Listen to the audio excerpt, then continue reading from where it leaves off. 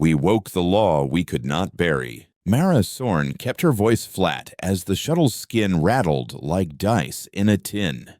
The Zephyrus belt crawled below, a gray scrawl of shattered stations and powdered moons, where wrecks drifted with their lights forever on. She had no appetite for another graveyard survey, but the contract was signed under witnessed seal. The orbital stewardry sent her team, and the mandate said artifact claims were null if the artifact adjudicated itself. That was the part that pulled at her nerves. The thing under the belt might judge. Ion thrummed through her seat as pilot Jian nudged the shuttle into a slow, toothy roll between hull shards. The wreckage painted stale light across the cockpit, the color of spilled milk on steel. Static crackled like frost in the audio channel. Rhythmic, almost syllabic. The pattern tickled memory. On Mara's lap, a hard case held the steward's keys in a foam cradle. Cold weight, 6-layered plates, each etched with a different sigil, each older than the treaties that name the belt demilitarized. Range to coordinate seam, she asked. 300 meters to anomaly, Lyra said from sensor. Her tone stayed gentle to compensate for Jian's tendency to go sharp. Gravity beads reading a hollow with patterned inertia, striations like ribs, and reflective returns with timed phase inversion. She turned, eyes bright beneath her fringe, its humming back. Kez, the envoy, rubbed his palms together as if warming them at a fire. Only he felt. He wore diplomatic black with a white clasp, unarmed and deceptively harmless. It's better to be greeted than ignored. Many old machines prefer the polite approach. The console speakers gave a chime like two glass rods kissed. Jian sucked teeth, rolled the shuttle to reveal a canyon in the rubble, a wound through crust. Far inside, centuries of leaked volatiles had gilded the rock with frost. Threads of ice smoked away where their thrusters licked it. Beneath the frost-lined slit, something blacker than basalt waited, smooth like cooled ink, etched with a sigil that made Mara's molars ache. She tasted iron. The symbol was a half-open spiral with tick marks along its lip. She'd seen it once in an Academy cradle lecture, a dog-eared scan of a saint ship's portico. Obsidian anchorage, she whispered, not trusting breath with more. The hum pressed into the bones of the shuttle. It wasn't loud. It just decided how other sounds would behave. Powerline, the relic didn't sing to us. It counted us. Hold at 50, Mara said. No closer until we test the shoreline. She keyed open the hard case. The plates gleamed pewter in the cockpit's ice-tinted light. Kess, you get one try at the external hail. Use stewardry phrasing. Then human vow. Then quiet. If it talks, we listen. Kez inclined his head and keyed the broadcast. His voice went low and formal, as if the cabin were a court and the ice a gallery. Honored archive or anchorage. We attend under seal. We present lawful steward's sign and non-claimant witness. We come to learn your will for your keeping. He waited, then spoke again. Simpler. We will not collar you. We will not break you. We ask your teaching. Static braided. It was like hearing rain on canvas inside a dream. Then a single click, as precise as a metronome. Lyra gasped softly as symbols strobed along the relic's lip, the half-open spiral filling in with little bars, then emptying again. The shuttle's thermal camera ghosted heat along the sigil as if breath warmed it. The heat didn't bloom, it tallied. Shanna held them steady with small pulses, breath shallow, like they hovered over the throat of something asleep and wise. Mara lifted the top plate from the case and fitted it over the mic. The sigil on its face was the same spiral, but closed. "We have keys 1 through 6, she said, issuing petition by number. The hum shifted, and the ice along the fissure's edges sublimed in spiraling lines, a frost rosetta. The pattern completed, then faded as the heat retreated. New returns pinged Lyra's scope. "There's an interior vestibule opening," she said, pressure equalizing in steps. "It's counting the differential." Kez smiled with genuine delight. "Numbers first, then words. That's an old human habit." Mara nodded, throat tight. The Zephyrus Belt had 1,000 stories about relic hunts gone wrong. Cultists blew themselves apart with stolen hymnals. Guilders filed dock claims as chains. The anchorage was older than those mistakes and had watched them repeat. She had never wanted command less, and never believed she might deserve it more. "Ease in," she said. "We approach with our hands where it can see them." Power line. We entered a courtroom built from vacuum and memory. The vestibule was a mouth in the black, glossy and depthless, ringed with concentric ridges like an ancient coin's edge. They translated slowly, thrusters sighing, the shuttle's floodlight painting soft silver on the inner skin. The light didn't scatter. It returned politely, in measured luminance, as if the surface had preferences about glare. They drifted to a halt within a chamber that could fit 10 shuttles. There were no visible doors, just geometry ribs, cross braces, and a central dais made of the same shadowed substance, its top carved with the half-open spiral. When the hum quieted, their breath sounded too loud. Ionic metal lay on the tongue like a coin. Kez placed his hand on the steward's plate and stepped to the dais. His boots made no echo. "We acknowledge your long keeping. We submit to lawful instruction." The spiral's core brightened from coal to ember. Lines spread outward, a ledger drawn in light along the floor. Columns and rows with little triangular ticks at the left edges like chevrons. Numbers flickered down columns. Across the far wall, ghosted shapes appeared, a ringed lattice. Shattered, an armada leaving long, pale scars. A planet wrapped in a mesh of orbit paths like hair. "It's showing a history," Lyra whispered. "Not images. Audit notations." "Put the plates down," Mara said softly. 1 to 6, in sequence. "No one else moves." Kez laid the plates along the spiral's lip, and each time he set one down, the ledger lines brightened, then dimmed, as if tasting weight. After the 6th, the central ember pulsed 3 times. The hum became voice. Petition received. It said. The voice was neither male nor female. It was the sound of a book opening to the place your thumb marked. Identity unknown, language mapped by ratio, role recognized by vow pattern. You will not collar me. Good. Chin let out a breath and then choked it back because the air felt suddenly insufficient. "We are the stewardry," Mara said. "We are not a guild." "Terms," the anchorage replied. Context. Balance. Ledger. The light on the floor updated. Symbols beside the long ringed lattice glowed amber. "Where are the collars now?" Kez glanced at Mara. She returned his look with the smallest nod. "There are still collars," he said quietly. "They use softer names." Custodial. Exclusive salvage. But a collar is a vector of control hidden inside an invoice. Language persists.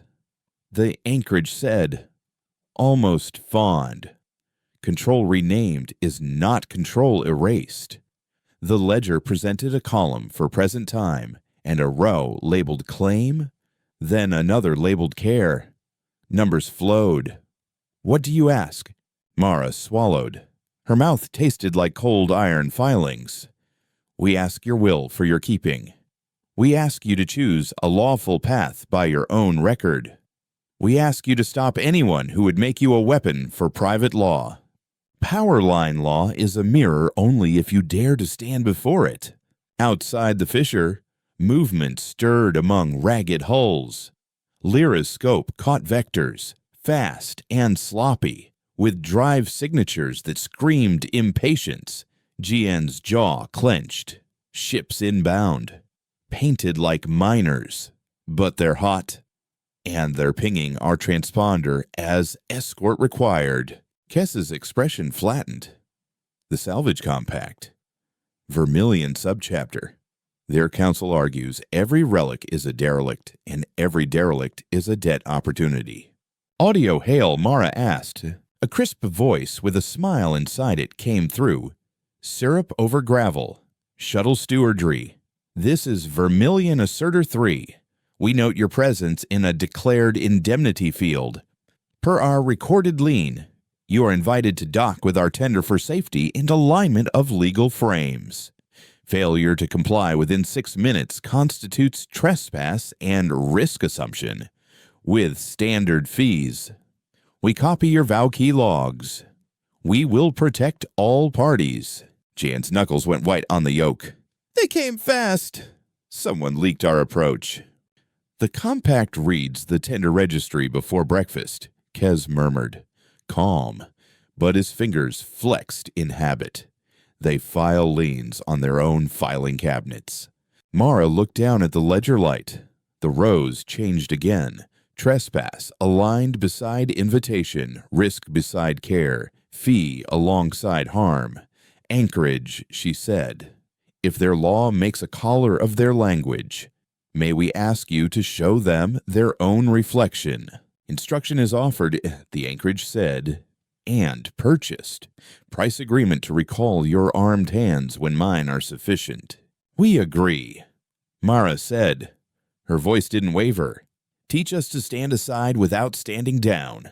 Powerline, the oldest weapon, was a lesson with a receipt. The anchorage bled light into the fissure, a soft flood like dawn through shutters. Outside, the Vermilion skiffs checked speed, confusion rippling through their chatter. The hum extended, not louder, but broader, and suddenly their hails echoed back to them in perfect inversion. Vermilion's counsel voice repeated, but every fee quoted became a fee owed, every safety phrase a risk statement, every we will protect a we will be audited. Their own logic returned with receipts stamped paid by none. Lyra's scope sang with returns the relic wasn't emitting energy like a weapon, it was bending the channel rules. Closing loops where their hails assumed one-way authority. Their computers loved closure and chased it like cats after a red dot. Vermilion Asserter 3's captain spoke again. The smile gone. Unregistered instrumentation detected, she said. Cease interference with contract traffic. Our lien is recorded under Interstellar Article 9. The anchorage's ledger showed Article 9. It blinked an amendment from an old court, an emergency statute that carved exceptions when sovereign relics declared stewardship. The statute's text unfurled in simple, brutal language. No lien shall attach to a witness that keeps its own book. The anchorage pulsed as if pleased. Article 9 recognized. It said, Article 9 mislabeled. What do you mean mislabeled? Kez asked, heartbeat visible at his throat. 9 is 2 turned upside down, the anchorage said gently, as if teaching a child to flip a number bead. It was written for me. Powerline, the saint ship taught by numbers and kept by ledgers. Mara felt something loosen inside her chest that had been clenched since the academy. We accept your teaching, she said. We need a lawful act that does not cut or burn. Mirror, the anchorage said. And counting. The vestibule darkened, then brightened in steady pulses like a heartbeat, while the fissure outside filled with an invisible order. Vermilion's craft, even the ones trying to hold position, found themselves in a grid. Their drives compensated, and each compensation was recorded, heat dumped, propellant bled, vector corrected. The grid adjusted without touching them, just by letting the belt's subtle dust and microgravities do most of the work. A tiny loss here, a tiny correction there, magnified by expectation. On the Vermilion net, the council voice tripped. We are experiencing station-keeping irregularities. This constitutes environmental interference. Liability. Her voice cut as numbers pushed back into language their telemetry, their fuel margins, their maneuver promises to clients. The grid made those promises visible to themselves. Everything they claimed to sell was being purchased by their own behavior. Kess's lips curved. Not quite a smile. You're showing them their consumption. You're charging them their own costs. Ledger, the anchorage agreed. Power line in their own balance sheet. They found the debt. Gian adjusted the shuttle's trim by fingertip. We're inside the grid's null. It's holding us still for free. It knows its friends by vows. Lyra whispered. She reached toward the light with reverent caution and stopped before touching it. Her pupils were wide in the soft glow.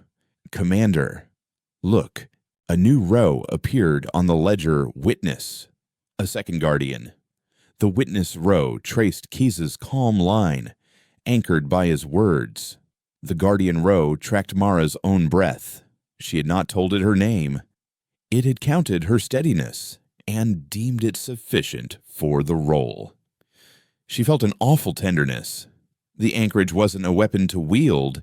It was an ethics problem with engines. Asserter 3, Mara said over open hail. This site holds a declared witness under Article 9.2. The witness keeps its own book. Your lien cannot attach. Your skiffs are no longer safe to maneuver as before. Stand off and observe. You will be afforded full public record of your approach. The captain answered with brittle composure. We acknowledge your reading. We will document and appeal. Withdrawal to safe range. There was a pause, and in that pause lived a century of grudge. Please file your ledger under the nearest registry. Our council will require certified copy. The anchorage chuckled, if light could chuckle. It wrote a single blinking line at the bottom of the ledger, copy issued upon request. Price already paid in display of your own behavior. The line winked out and in again. Not a taunt. Not quite. A mirror. Power line, the first victory cost us nothing but pride. It wasn't entirely true. The grid's maintenance spiked the vestibule's temperature. Frost on the fissure's lip sublimed in curtains like incense smoke, carrying a cold metal reek, sour as old batteries. The shuttle's heat sinks climbed 3 degrees. Lyra flagged it. We're sweating more than planned. The anchorage is doing most of the work, but we're in its convection.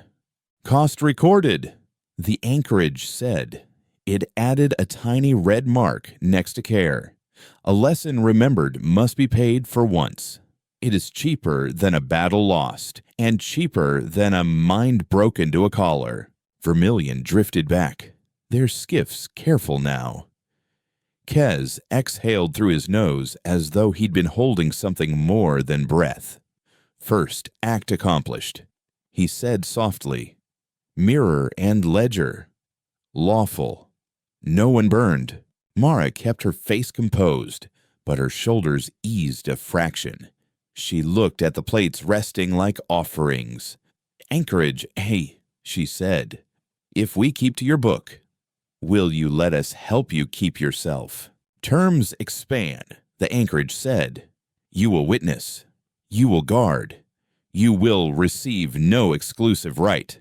You will leave nothing but a number and take nothing but a lesson. The ledger displayed a column of simple vows. There is more. A cult approaches. They do not love law, but they fear it. They will try to silence the ledger by noise. Kez grimaced. The vigilant oath.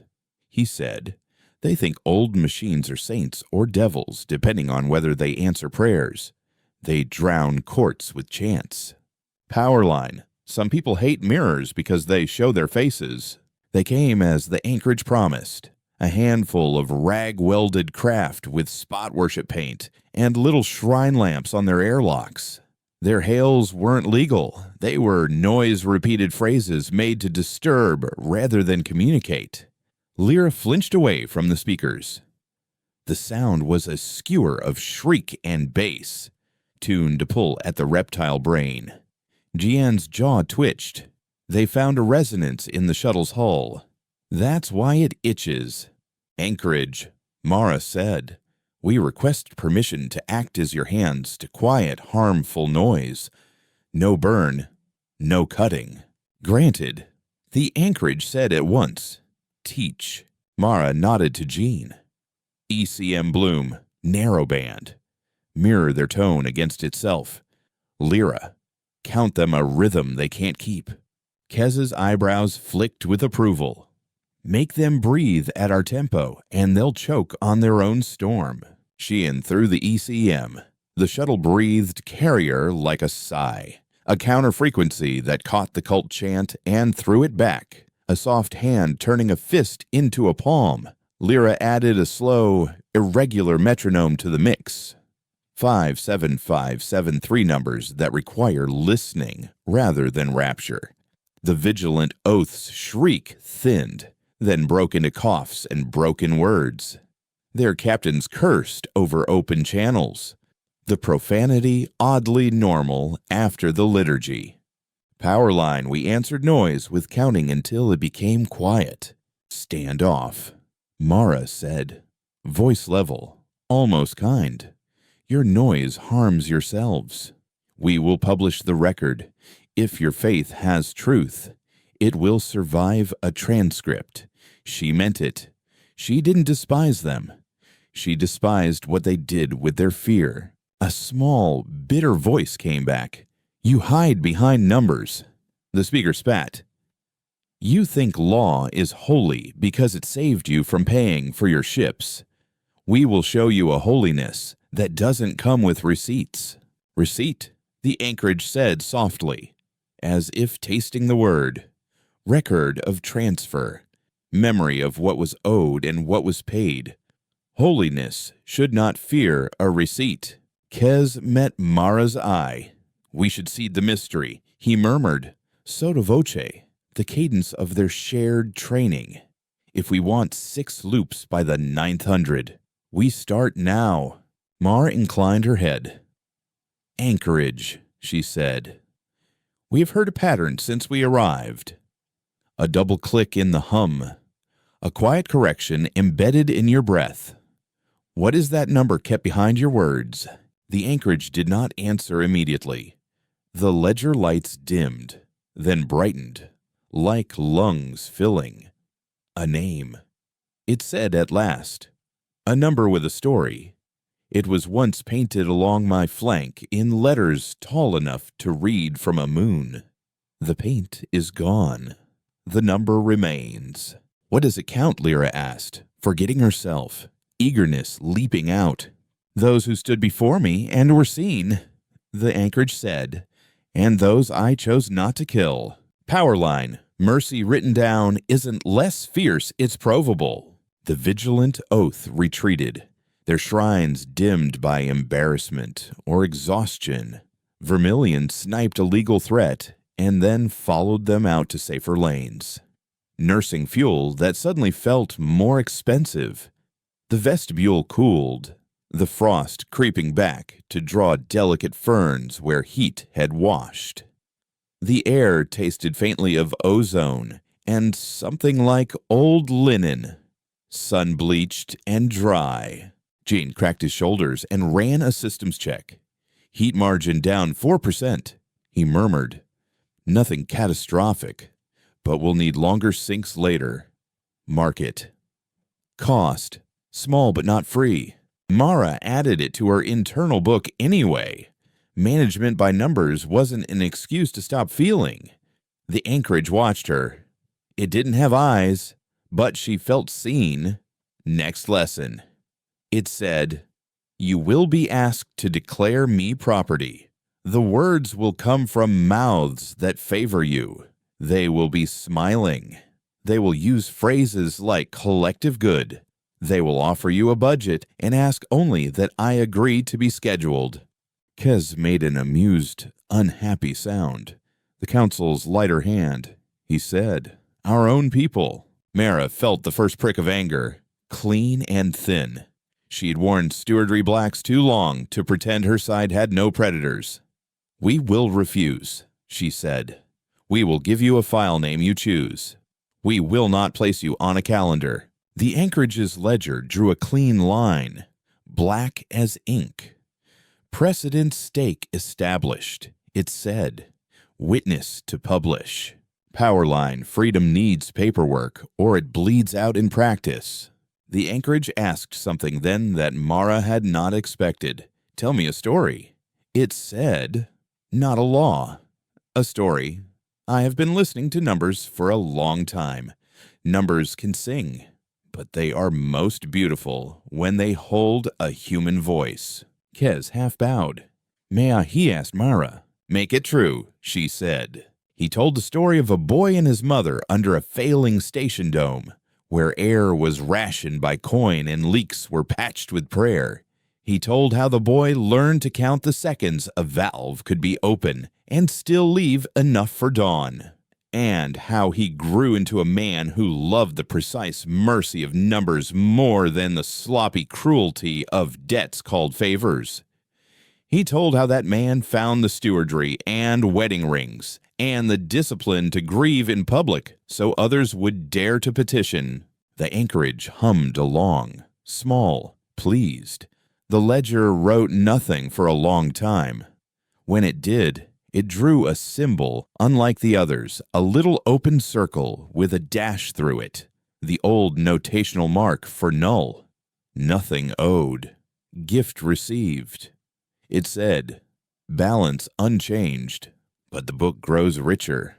Powerline, the oldest currency, was attention, paid in full. Their respite ended with a spike across Lyra's scope. "Drive plume," she said. "Big. Clean. Council launch. And, oh, the crest on the nose. Stewardry High Archivist Vale herself." Kez's throat worked. "She'll want a photo with the spiral," he murmured. "Dry. And a signature no one can revoke." Jin set the shuttle at a respectful angle. The council cruiser slid into view, sleek and purposeful, edges glowing a friendly blue. Its hail came with an orchestra swell, careful volume, warm timbre, practiced sincerity. Zephyrus Site Team. This is High Archivist Vale. Attending under Assembly Writ. We bring guardianship framework and funding for preservation. Please acknowledge readiness to formalize stewardship. We have a ribbon. We have a schedule. We will not collar. We will simply hold. Mara glanced at Kez. Kez didn't return the look. He stared at the cruiser's crest with a small sadness, like a man watching his favorite teacher ask for a bribe. "We'll be polite," he said softly. "And we'll be firm." Mara keyed open. "Hi, Archivist. We acknowledge you with respect. This witness keeps its own book. It prefers ledgers to collars and schedules. We can help publish. We won't own." "Commander Sorn," Vale said with friendly warmth that made Mara feel 11. "Relax. Stewardship is not ownership. Our calendar is only a convenience for the public. We want to welcome the anchorage to the assembly of knowing things. We will sign nothing that binds without consent. May we see your keys? There's a ceremony. The ledger wrote in small, tight script, danger words that mean two things at once. Power line. A smile is sometimes a soft-spoken lock. Anchorage, Mara said under her breath. What do you wish? Witness. It replied. Guardian. No ribbon. No calendar. A vow etched in numbers and kept in public eyes. Not in a private desk. I will open once more today, in demonstration, and then I will rest. Your law will decide how often I will be asked to be awake. I will decide how often I will answer. Mara nodded and faced the hail. Hi, Archivist. The anchorage will open once more. After that, all visits will be petitioned through public ledger. No private calendar. We invite you to stand and witness the vow with us. Not above us. Vale's pause was slim, and inside it she recalculated favors, postures, angles of approach. Of course, she said, still warm. Of course. The anchorage breathed light outward. Not a flood this time, but a spill like grain. It poured across the fisher's lip and through the wrecks, and as it moved, it unrolled traceries of what had been, not weapons or battles audits. It showed the ring lattice before it fell, the supply numbers that were cut to make a beam, the vote that renamed theft as requisition, the cold math that called it necessary, and the warmer math that counted the did later. Too late to change the beam's shape. It showed the one time it would have killed and didn't, because a child stood in a stairwell holding a tile, and the tile had a number. Kez's breath hitched. Lyra's fingers rode the count without meaning to, a nervous habit learned from a grandmother who survived shortages. Jian's eyes shone and then looked away as if the light was too honest. Vale's cruiser watched, its cameras open, its orchestra hush. Powerline history isn't kind, it's auditable. Public precedent, Kez whispered. We write it now. We write that relics who keep their own books have standing. We write that stewards are witnesses, not owners. Mara nodded once, jaw tight. Draft it in your head, she said. We'll speak it on record before we leave. We'll leave one stanza each. Kez on standing, Lyra on petition, Jian on the cost. And you, Kez asked. Mara looked at the spiral under the plates, the light blooming and fading like a sleeping animal's breath. I'll speak the vow, she said. Guardian with empty hands. Power line. Power held open-palmed, doesn't slip it invites. The cruiser sent a shuttle with Vale aboard. She wore no ribbon, at least not visibly. She stepped into the vestibule with a practiced grace born from 1,000 ceremonial corridors and stopped, shoes making no sound, to take in the ledger. Her smile did not break. What a beautiful book, she said, and sounded like she meant it. It will be more beautiful when it is shared, the anchorage answered, and when its readers return what they owe. Vale's gaze flicked to Mara, then to the plates. Commander Sorn, she said, tell me your reading of my writ. Is it a collar? It could be, Mara said. She did not frost it with deference. If we let it. If you put a calendar inside a box with a ribbon and call it celebration. If we all pretend a schedule isn't a leash. Vale considered her as if choosing from two acceptable desserts. You are blunt. Good. She looked up at the Rilic's light. Anchorage. We request publicly that you accept our assistance in publishing your ledger. No schedules, no ribbons. We will fund a beacon and a school. We will call it a library, not a museum. Numbers teach, the anchorage said.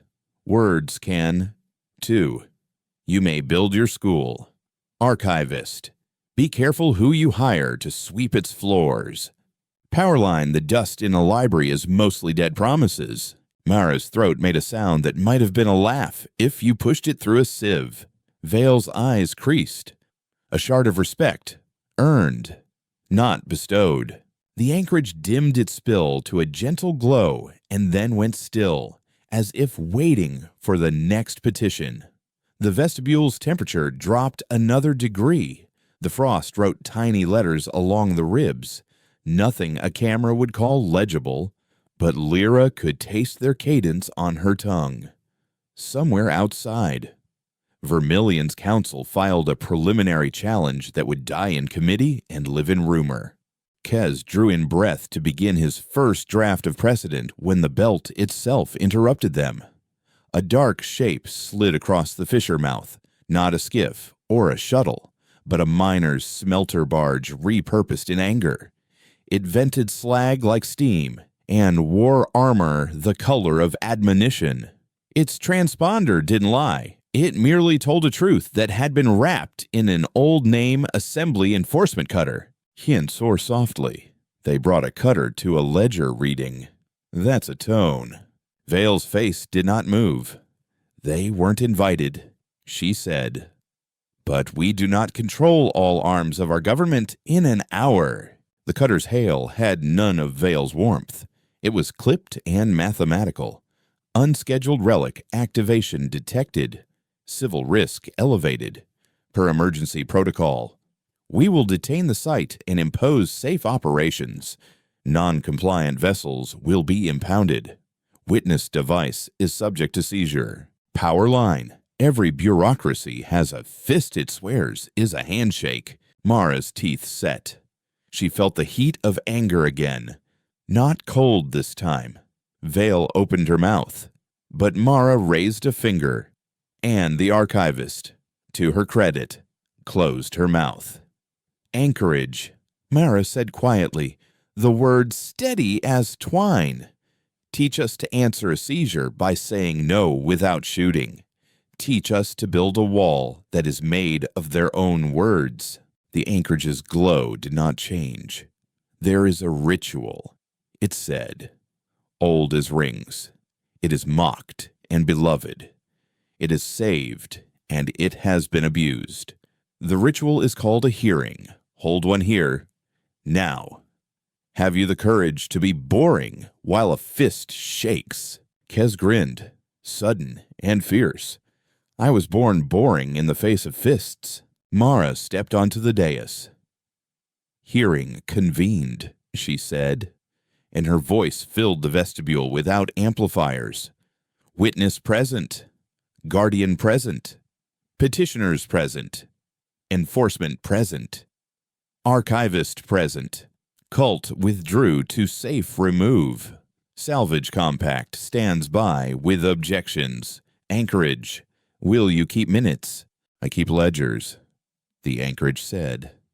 Minutes will do. Power line. We turned a weapon bay into a courtroom with our voices. The cutter's captain came across in person, armored in letters and regulation. He was compact and handsome in the way of men who no cameras watch. His eyes flicked to the spiral and then back to Mara. Commander Sorn. This is irregular. Emergency protocol is for fires and floods. Mara said, not for books and breathing. State your cause. Unscheduled activation, he repeated. Unreviewed public risk. We must ensure the safety of the belt. Kez tilted his head. Do you know the number under the anchorage's hum, he asked conversationally. Do you know what it counts? The captain did not blink. I don't care about poetry. Good, Kez said. It isn't poetry. It's an audit field. It will count your promises. He held the captain's gaze, unafraid. How much propellant did you bring? How many hours can you hover without docking? How many fines can you justify before your budget office flags you for overreach? It will count. And then it will ask whether your cause equals your cost. Powerline, the fastest way to stop a bully is to make him budget. The captain's mouth tightened a millimeter. Vale, to her credit, did not come to his rescue. The vestibule's air smelled like ice and warm wiring. Lyra's fingers tapped 57573 against her thigh, calibrating patience. Jian watched the barge's vents, counting rhythm, calculating vector advantage if things turned unboring. Mara set her palms open, no plates in hand. State your cause in numbers and words, she said. We will answer in numbers and words. Then we will decide. We have a witness. If you still wish to seize, you will seize under the eyes of a ledger that you cannot edit. The captain took a breath. He was not a fool. He was a servant of an arm of a thing that believed itself the entire body. Fine, he said. We state probability of cult escalation within 8 hours. 27%. Probability of salvage compacts theft within 12 hours. 41%. Probability of public stampede within 24 hours. 62%. He lifted his chin an angle. Probability that stewardry will keep order without force, 12%. Kez spread his hands. We thank you for your numbers. He slid into advocate cadence. Our counter with hearing, conducted and precedent announced. Cult escalation probability drops to 8%. Compact theft drops to 9%. Stampede drops to 20%. And your impound probability drops to 0. Because the public will see you chose transparent order, not private seizure. Stewardry order without force, now 61%. Proof the captain asked. Lyra opened a channel to the belt's local net. She did not speak. She played. Not a chant. Not a counter. She streamed the hearing. The feed's viewer count climbed like a fever. First local miners, then station squatters, then quiet. Thoughtful faces on her screen in tiny windows, each with a name. None of them mattered to a budget, and all of them mattered to a ledger. Powerline, sunlight is cheaper than force and costs more to refuse. Anchorage, Mara said.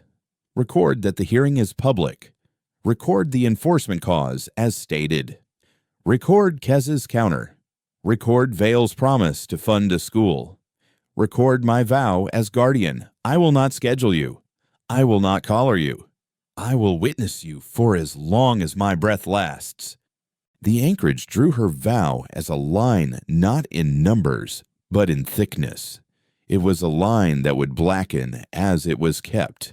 It was a pleasure, both terrible and right, to see how thin it was now, how fat it could become. The captain looked at the count.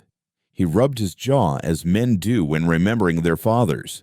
You make this difficult, he said, but some of the brittle had leached from his tone. Very well. We stand down impound. We remain to observe. We reserve the right to intervene if your school becomes a cult. You will be invited to sweep its floors, the anchorage said. There was no malice in it. Powerline. Victory was a scar that taught us where not to cut. Heat alarms pinged in the shuttle. Small and fussy. Jian muttered. Tweaking sinks. We're into margin on loop thrusters, he reported. I can keep us steady, but I'll buy you less wiggle if we have to move fast. Cost recorded, the anchorage said again. Humans who love me enough to spend their heat are the only ones I trust to leave me be. Mara exhaled. Almost a laugh. That's the second cost, she said. The first was pride. The second is heat. Write them in. The ledger wrote 2 tiny red beads. They glowed. Then cooled. Kez lifted a finger. Precedent now, he asked softly. Precedent now. Mara said. She stepped to the spiral. Vale stood beside her. Not above. The captain stood before them, arms folded, face neutral, eyes sharp. Lyra's hand hovered over the recorder switch. Jian stared outward, counting ships, counting breaths, counting seconds to thrust and rest. Kez spoke first, voice clear. Relics that keep their own books are witnesses withstanding, not derelicts with price tags. To touch a ledger is to be seen by it. Lyra followed. Petition is not a caller. A school is not a schedule. The public has eyes enough to read and hands enough to sweep. Jane? Laconic and precise. Every lawful act has a cost. We will publish those costs. We will pay them and not hide the receipt under a rug.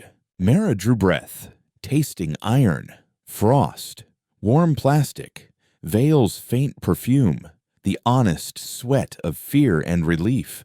I vow not to own what I can only keep by opening my hands.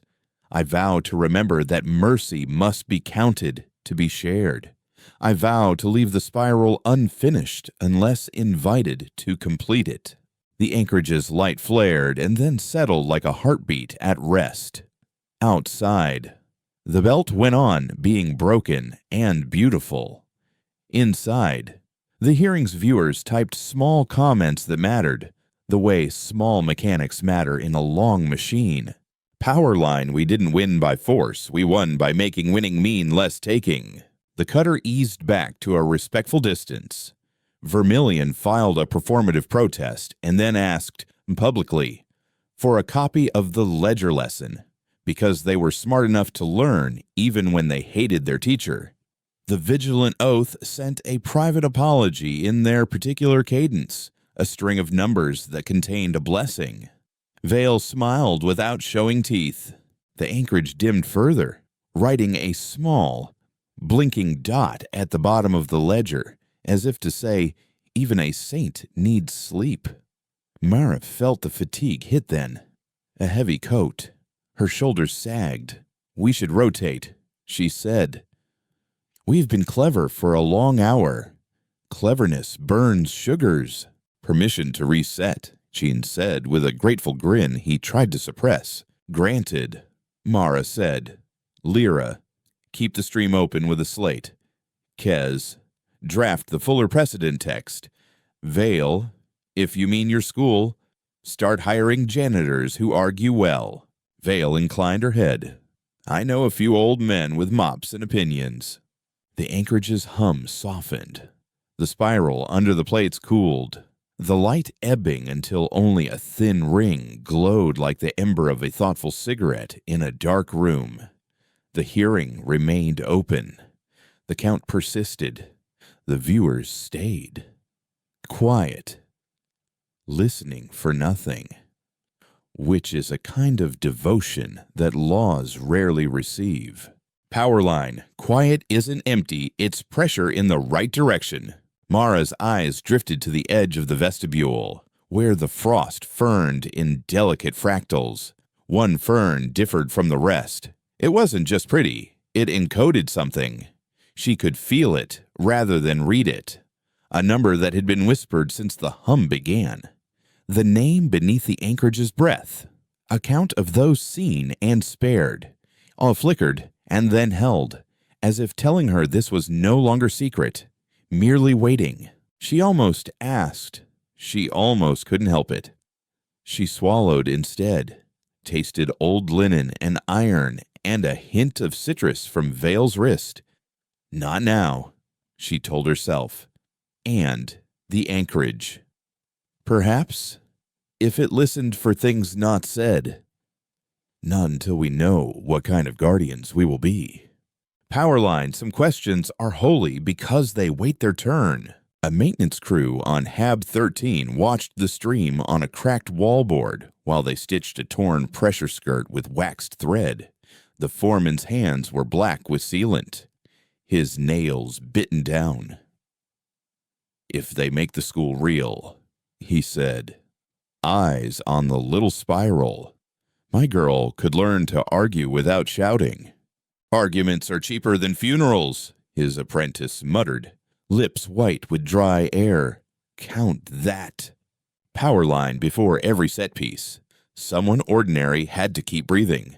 In the market tunnel of Cross Span 7, A vendor of warmed algae cakes turned the sound up while her ladle steamed. The hum made the foil trays vibrate like small bells. A boy in a coolant-stained jacket stood on tiptoes to see the spiral glow. "If it's a saint," he whispered. "It's the first one that asks us for receipts." On a tug skating along the belt's inner plane, a pair of spouses argued softly about whether to dock close enough to see the ledger flicker in person. One traced circles on the dash with a callous thumb. The other clicked their tongue against their teeth, listening for fear and finding only awe, like cold water on a fever. They set a course for near, not too near respect made operational. Powerline a law lives if the unfamous can hold it in their teeth. Mara woke from a 10-minute float nap with a jolt of clarity and the taste of old coffee on her tongue, bitter and comforting. The vestibule was dimmer. Frost had crept another finger's width across the ribs, the crystals sharp as book spines. The air carried a tang of machine oil and the faint sweetness of Vale's tea. Lyra had left the stream on a slate-white letters on black. Hearing recess, witness rests, public may comment. Between lines, viewers had typed their names in short thoughts that read, like prayer, and policy had a child together. Dian snored softly in a neck brace, an ungainly sound that somehow made the holy practical. Kez wrote, lips moving without voice, fingers drumming a rhythm that mirrored the anchorage's heartbeat. Vale sat with her legs folded under her, back straight, attention like a candle that refused to gutter. A new ping, soft, almost shy, tickled the shuttle's nose. Lyra lifted her head. Small craft, she said. Civilian. Fast and light. No banner. Running quiet like a courier. Identify, Mara asked. Voice low, the sleep still thinking in her muscles. Transponder handheld. Lyra said. She squinted, then blinked. Name reads Seelensorn. Mara's mouth went dry in a way no steward's training prevented. My mother, she said softly, which made Kess's head snap up and Vale's eyebrows slide inward a hair. Gian jerked awake, scrubbed his face, and pretended he'd never slept. We have optics. Lyra tightened the scope. A battered little cutter slid into view, hull patched with plates of differing ages and philosophies. She had painted nothing on her sides for a decade, because paint peeled and lies did also. At the forward port, a face pressed to the glass, a woman with Mara's jawline and more smile lines. Hair scraped into a bun like work, assembled its own crown. Open hail, Mara said. Her mouth tasted like penny metal and salt. Little one, Seelensorn said on the second ring. The old term sliding into greater company without apology. You look tired. Is the book good? It's better than good, Mara said, music under her words like a plucked string. It's honest. Seelen nodded once, approving and not surprised. The market wants news. I brought questions written by people who can't leave their stalls. I brought a jar of pickled fungus for any saints who eat. Her eyes slid to Vale. You the one with budgets.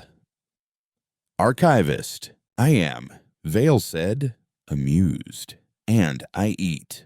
We'll see, Seelen said, and showed her teeth like a woman who had haggled with storms. Powerline Love arrives unannounced and asks for the check, while Seelen matched orbit with a grace that bespoke 1,000 ugly docks. Lyra's other scope alarm quivered in an unfriendly key. Outer edge, she said, and her palms went damp enough to squeak on her board. Gravitas along plane 6. Not a ship. A wave. The belt's about to sneeze. Jan's fingers blurred across thruster controls. Taste of copper rising in his mouth. Micro storm, he said. Pressure pockets from the old ring lattice venting in a cascade. It'll toss skiffs like dice. Vale stood, breath steady. We should warn off the viewing crowd. Do it, Mara said. And anchorage teach us to keep a book open while the table shakes. The anchorage's hum sharpened, like a pencil touched to a blade. Lesson resonance lanes. You cannot stop a sneeze. You can give it a handkerchief. The ledger scrolled a new grid across the vestibule floor. White lines that pulsed in counterphase to the developing wave. Outside, the glow bled through cracks in the belt, making small vectors visible in the dust. Map it to public net, Kez said. Start rows safe. Transfer. Risk. Hold. Label with words people actually use. Duck. Ride. And freeze. Lyra pushed the feed with a shaky laugh. Duck. Ride. Freeze. She said. Copy. Powerline, sometimes law is just a good label on a bad day. Civilian vignettes moved again in the stream's chat. The algae cake vendor shouted freeze and put a hand flat on the counter until her knuckles went pale. The tug's spouses looked at each other and mouthed ride, grinning like children, then swung their tug into the lane marked by the hum like a river eddy. The maintenance crew on Hab 13 said duck and tucked their heads while the pressure skirt trembled like an old hymn, then held. The vigilant oath kept their distance, and someone among them, perhaps a weary aunt who loved order more than zeal, told the younger voices to hush and watch and learn, since a god that teaches with maps might be worth new shoes. Vermilion peered through scopes and saved the grid overlay faster than they meant to. The wave rolled. It wasn't dramatic, just relentless. Like old grief. Dust ribbons braided. Hull flakes tapped each other like knuckles knocking to be let in. Skiffs bucked, then settled. Vale's cruiser flexed its ribs to take the tremor, confidence wheeling down to prudence. Sealand's cutter slid its nose a degree left and found the hollow space behind the bump like a dancer stepping through a door someone only half opened. Gian fought the shuttle's tendency to drift into a beat that wasn't his. His wrists ached. Sweat scorched at his hairline and beaded along his bridges. He swallowed and grimaced at the taste of burnt coffee and fear. Heat up 7, he said. I can take it, but I'll owe my arms a lecture later. Lecture, the anchorage said, pleased at the pun that wasn't one. You are paying cost openly. The book thanks you.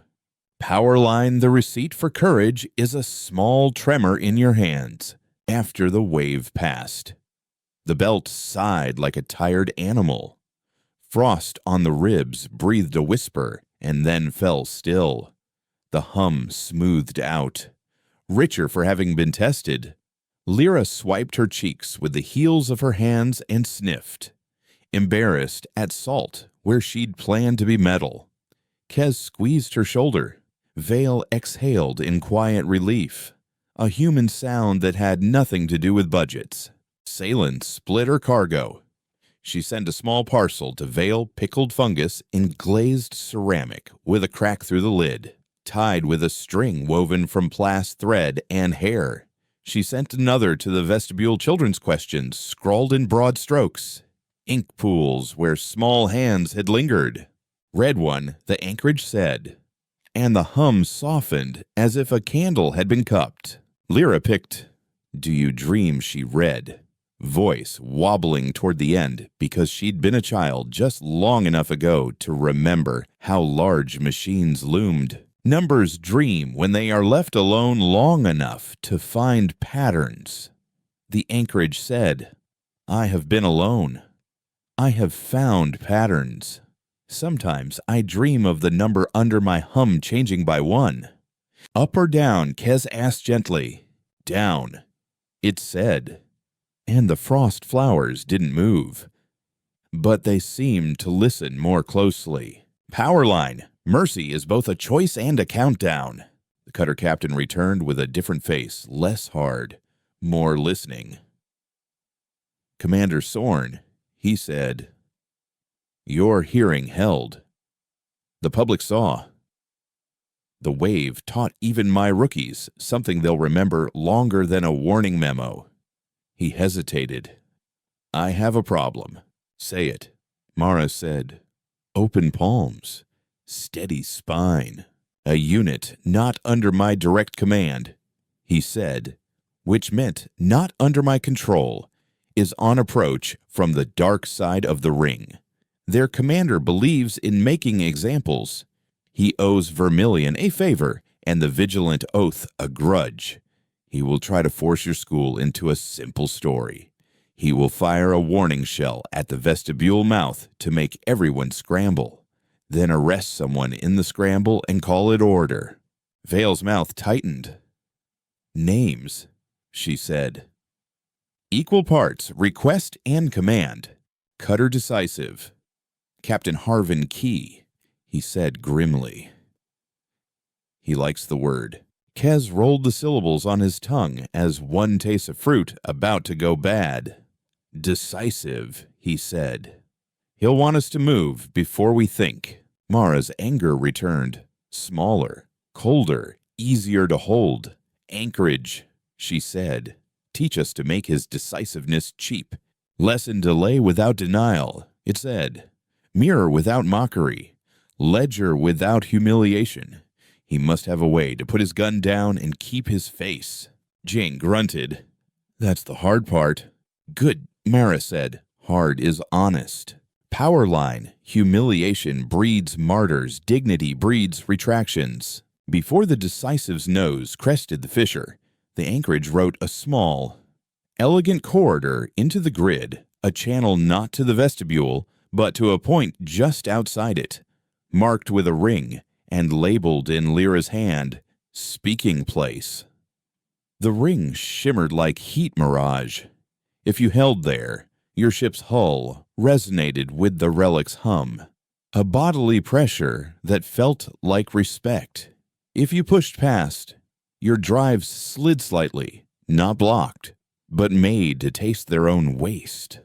A little humiliation without audience. They hailed before they were seen. Zephyrus sight. This is decisive. You have multiplied risk. You will stand down your unauthorized hearing and accept temporary seizure of sight and witness. We will restore order. Mara answered with a voice made of calm water and the edge of a knife. Decisive. This is hearing convened. We offer you the speaking place. Your words will be recorded. Your costs will be counted. You may be decisive about your own ship. You may not be decisive about other people's breath. Cute, Key said, and the word carried more contempt than the cheapest slur, because contempt from the powerful wears its own crown. Vale spoke, surprising Key enough to make him leave half a second of silence on the channel. Captain Key, High Archivist Vale, Assembly writ present. The witness keeps its own book. You are invited to the speaking place.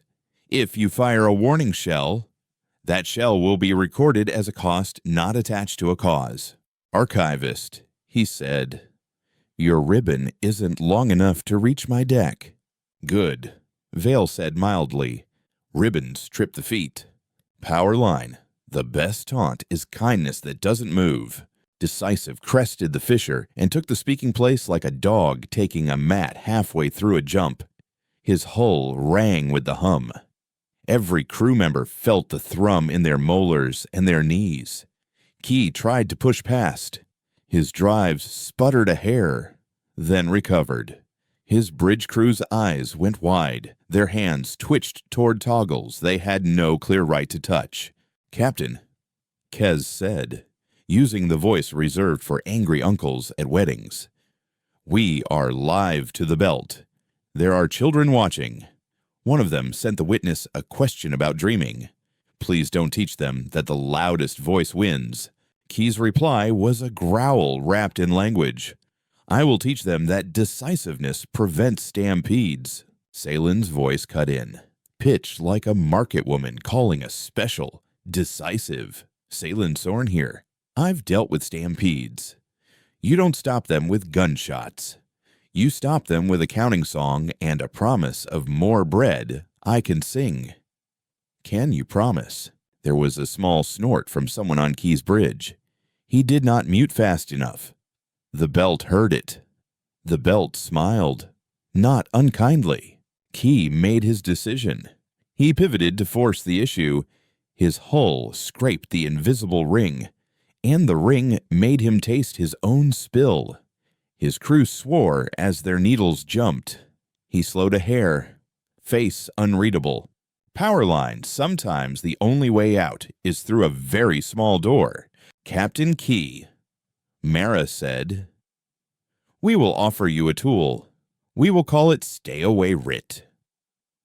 It is old and boring. It allows you to impose distance without seizure when a witness declares rest. You may use it to keep your rookie safe and your face smooth. You get to be decisive about space instead of souls." Key's eyes narrowed, considering the shape of a retreat that could be sold as a tactic. "Draft it," he said grudgingly.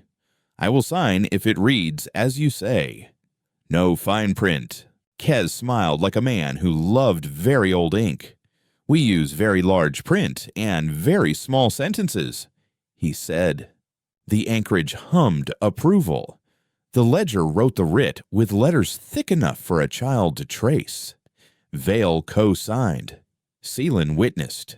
The cutter captain put his name to a law that would let others say no to him in the future without drawing his blood.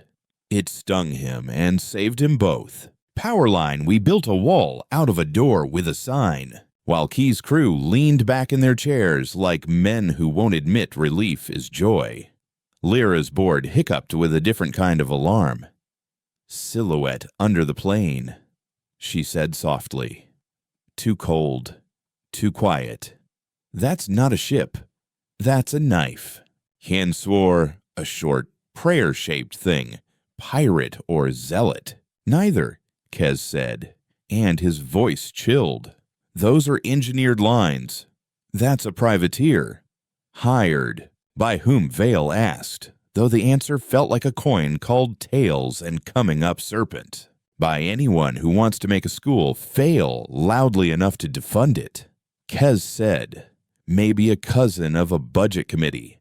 Maybe Vermilion's friend of a friend who still eats off their table. Maybe someone who loved collars so much they missed the feel of the leash in their hands."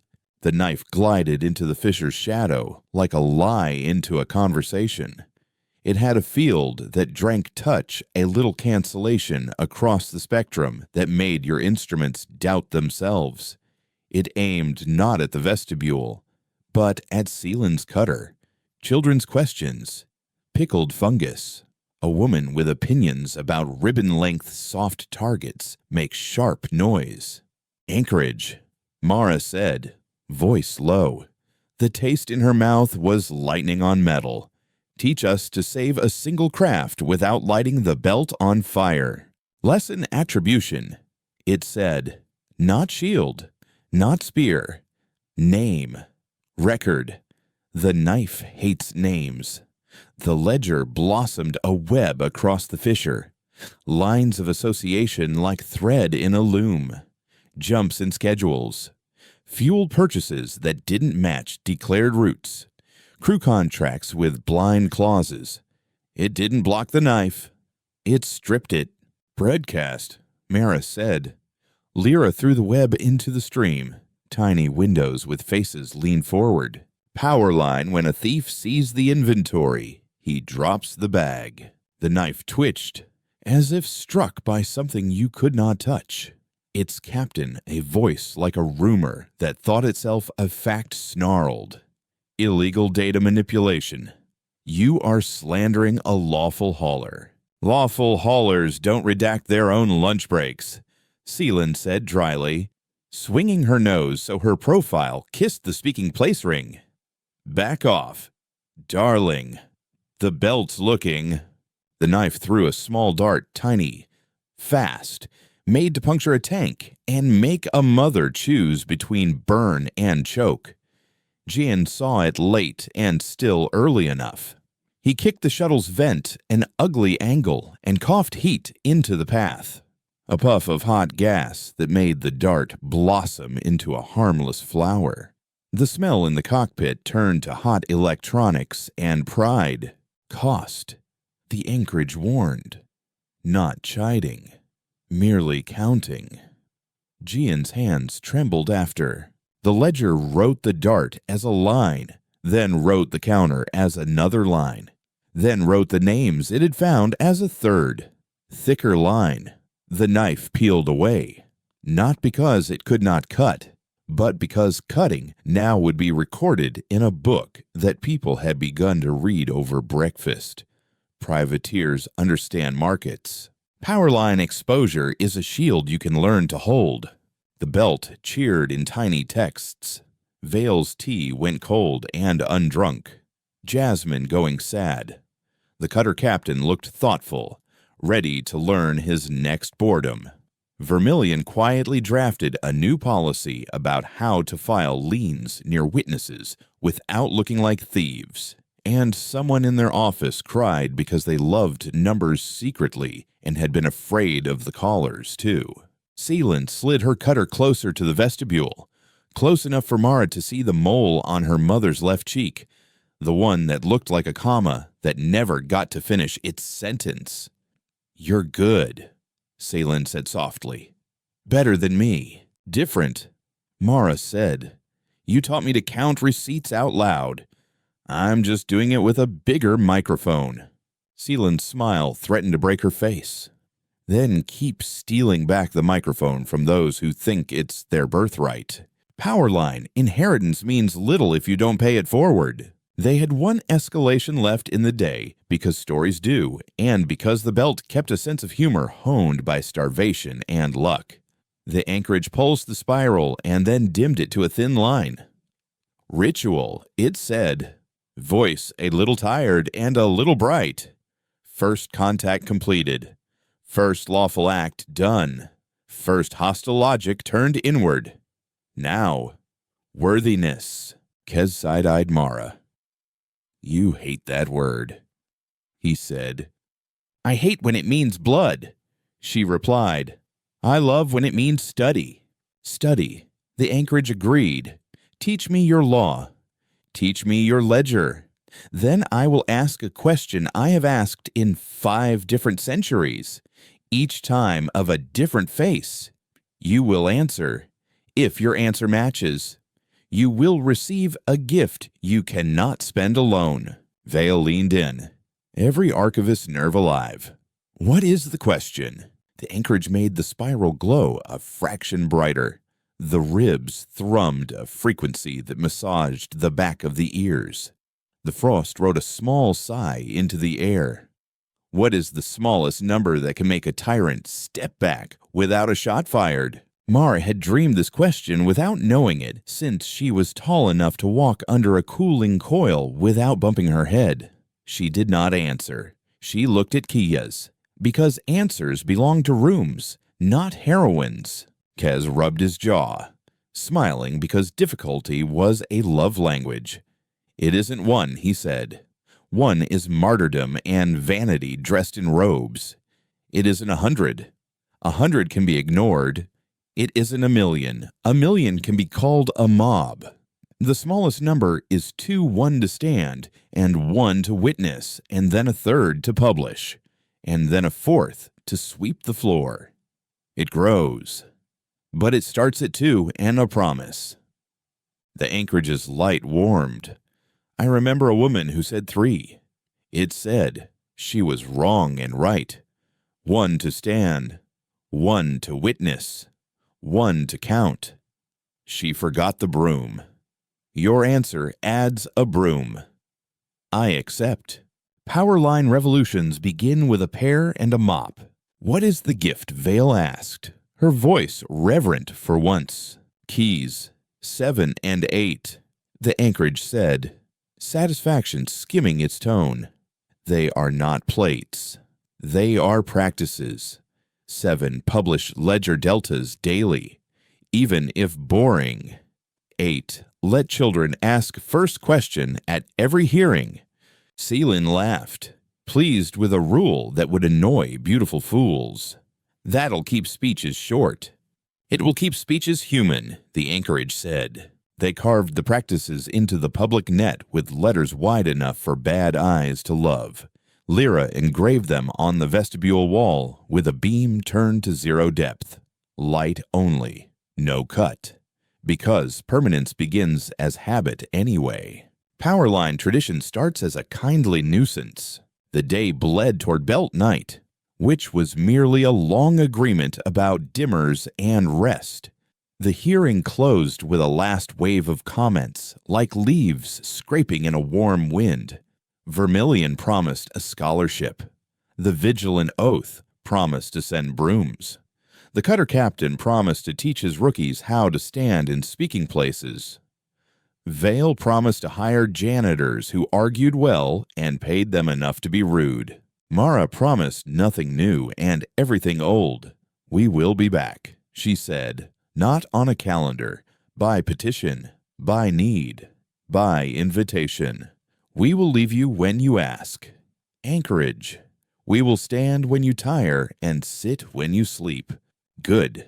It said, like a teacher who has watched a child choose the right block from a box full of wrong ones. Powerline, a vow is a tool you sharpen by using gently. A small cost made itself known as they prepared to drift away, a hairline crack in a shuttle coolant line hidden under a panel with a sticker of a cat that said, "Hang in there."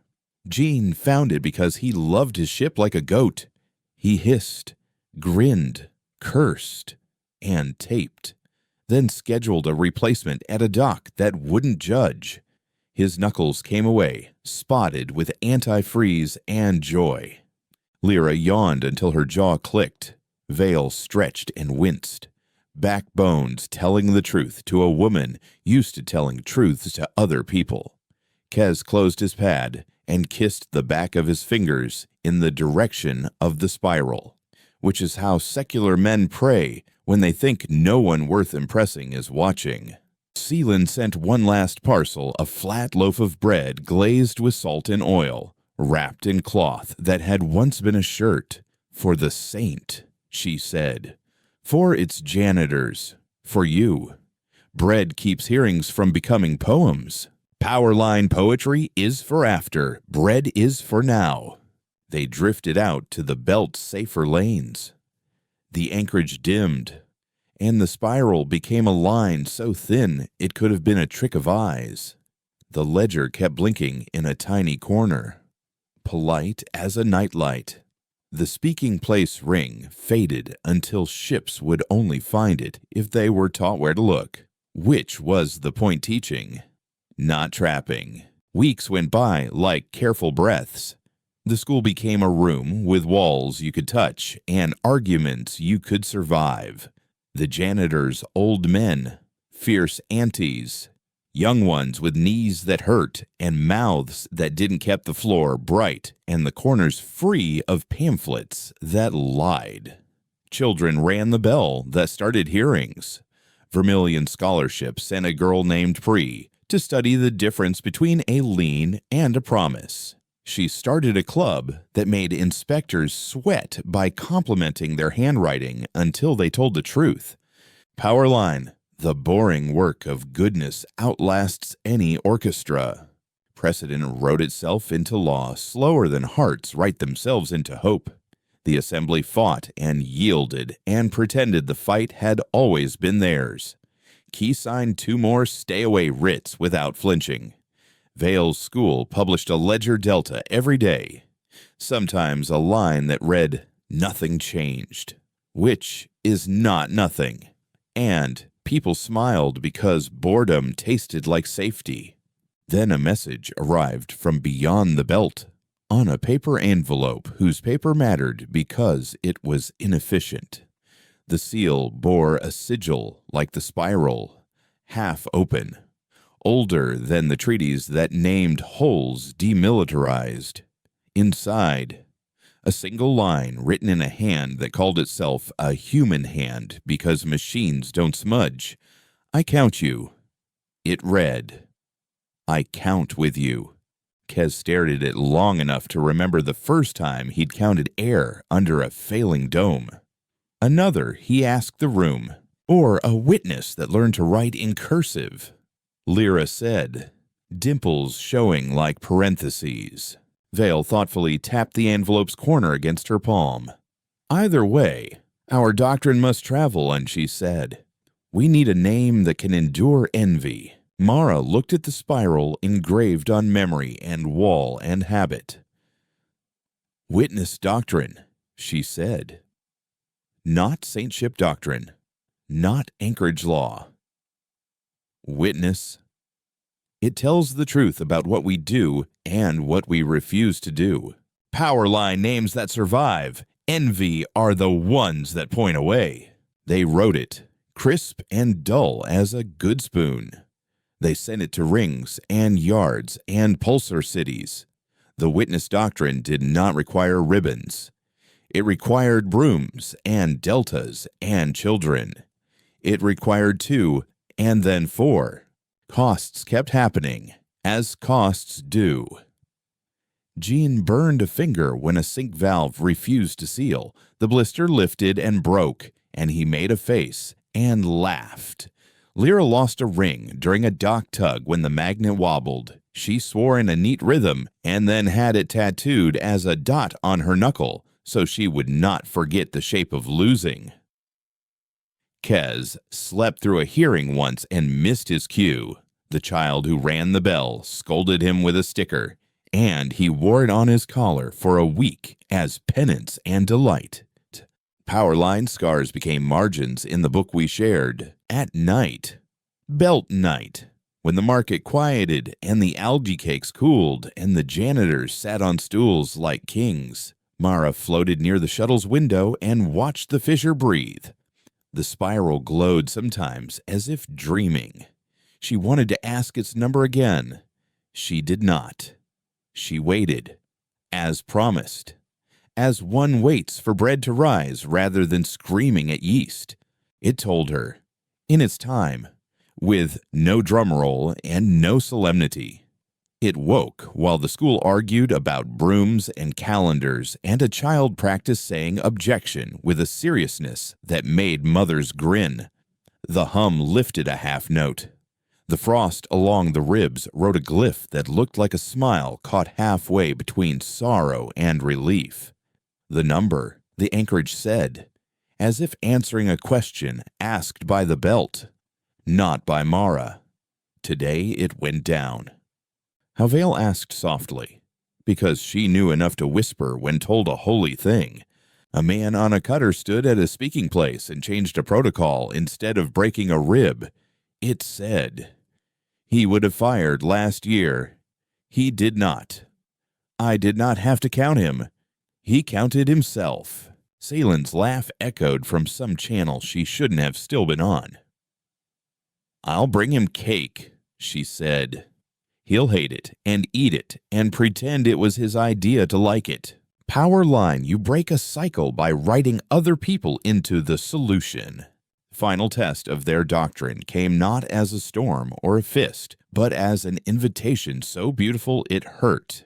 A consortium of donors with respectable haircuts and clean fingernails offered to fund a network of witness beacons, schools, ledgers, speaking places if they could appoint the janitors and approve the deltas in advance so investors wouldn't be surprised.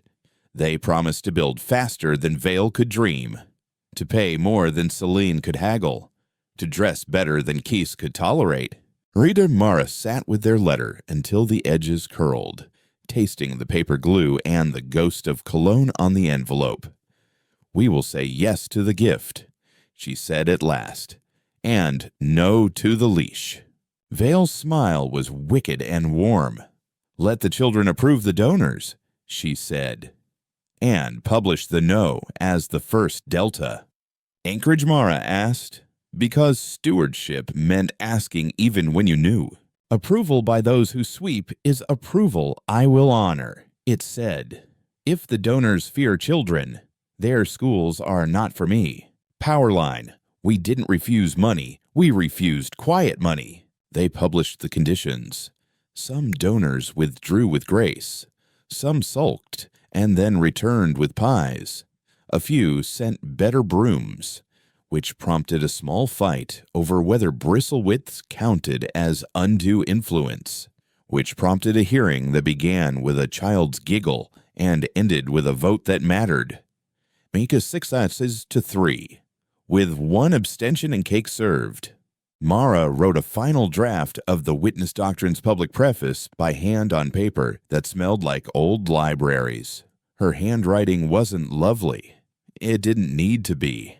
The words were compact, not stirring, safe to teach 12-year-olds and dangerous to those who had grown fat on calendars they never swept.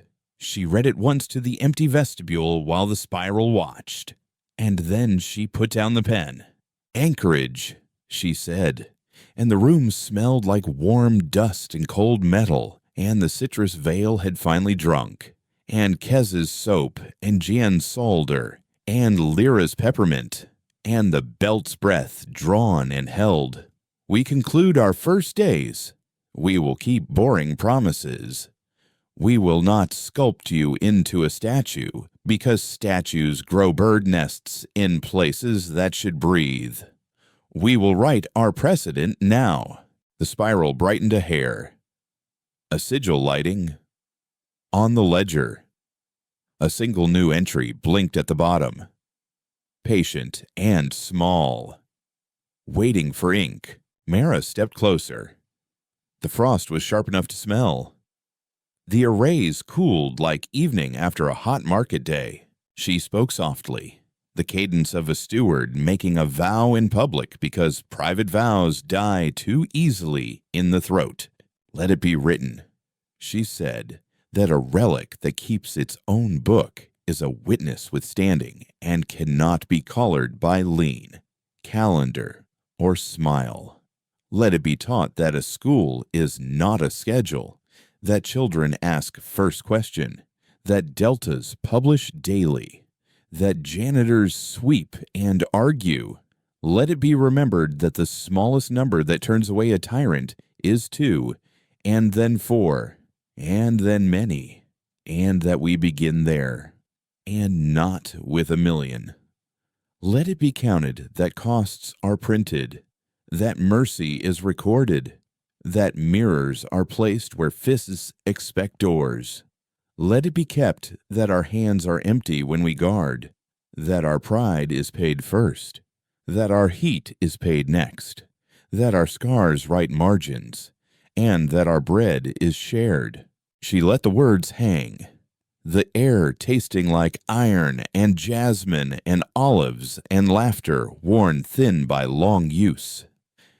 And then she shut her mouth and let the ledger blink like a heartbeat, ready to write. Her compact monologue settled in the book like a coin in a jar. The spiral dimmed to a content ember. The Witness Doctrine is adopted and published.